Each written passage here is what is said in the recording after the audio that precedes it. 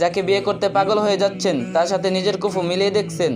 অধিকাংশ বিবাহ বিচ্ছেদ হচ্ছে কুফু না মেলার কারণে। আসুন জেনে নিই কুফু কি। বিয়ের ক্ষেত্রে কুফু একটি খুব গুরুত্বপূর্ণ বিষয়। রাসূল সাল্লাল্লাহু আলাইহি সাল্লাম বলেছেন, ক্বালা রাসূলুল্লাহি সাল্লাল্লাহু আলাইহি ওয়াসাল্লাম, তাখায়্যারু লিনতফিকুম ওয়ানকিহুল আকফাআ ওয়া আনকিহু ইলাইহিম। তোমরা ভবিষ্যৎ বংশধরদের সাথে উত্তম নারী গ্রহণ করো এবং কুফু বিবেচনায় বিবাহ করো, আর বিবাহ দিতেও কুফু প্রতি লক্ষ্য রাখো। এখন কুফুর অর্থ কি? কুফু একটি আরবি শব্দ যার অর্থ সমান, সমতুল্য, সমতা, সমকক্ষ। ইসলামী পরিভাষায় বড় কনের দিন, দুনিয়ার যাবতীয় কিছু সমান সমান বা কাছাকাছি হওয়াকে কুফু বলে। বিয়ের ক্ষেত্রে কুফু কেন গুরুত্বপূর্ণ? আসুন একটি উদাহরণ দিই। মনে করুন এ একটি দিনদার মেয়ে এবং বি একটি বেদিন ছেলে। একজন দিনদার, অপরজন বেদিন, দুজনের মধ্যে কুফু নেই, তারপরেও দুজনের বিয়ে হলো। মেয়েটি যেহেতু দিনদার, তাই সে জীবনের প্রতিটি ক্ষেত্রে তার দিনকে টেনে আনে, চাই প্রতিটি ক্ষেত্রে দিনের ছাপ থাকুক। অপরপক্ষে বেদিন ছেলেটি চাইবে দুনিয়ার স্রোতে গা ভাসিয়ে দিতে, চাইবে সব কিছু হোক দিনের বাঁধন মুক্ত। ফলস্বরূপ অশান্তি, শেষ পরিণতি হবে তালাক। এবার আরেকটি উদাহরণ দেই।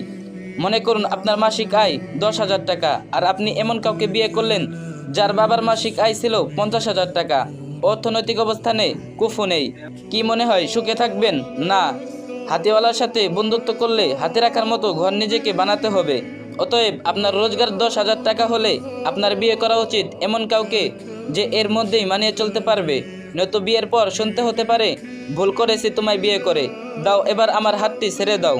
তাই সর্বদিক দিয়ে নিজের চলাফেরা, পোশাক আশাক, বাড়ি ঘর, থাকা ঘর মান যেমন, ঠিক সেই সমানের পাত্রী পছন্দ করা উচিত। এতে কেউ কারোর ওপর গর্ব প্রকাশ করবে না, খোঁটা দেবে না, ভালোবাসার গতিও বাধাগ্রস্ত হবে না।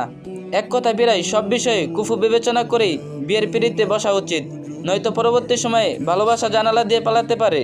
যদি সব কিছুতেই কুফু মিলে যায় তবে তো সোনাই সোহাগা এবং এমন দাম্পত্য হবে চিরসুখের। পক্ষান্তরে কিছু না পেলেও যদি শুধুই দুজনের মধ্যে দিনদারি থাকে তবে সুখের জন্য এটাই যথেষ্ট। এক কথায় স্বামী স্ত্রী দুজনের মধ্যে রোজে রোজগার, দিনে ইসলাম ব্যাপারে, খাওয়া দাওয়া ব্যাপারে, কাপড় চাপড়, ঘরবাড়ির ব্যাপারে মনোমালিন্য নিজের ভিতর যেন না আসে। এবং কোনো ছেলে তার আর্থিক অবস্থার চাইতে মেয়ের আর্থিক অবস্থা যদি থাকে তাহলে নেগলেক্ট করতে পারে,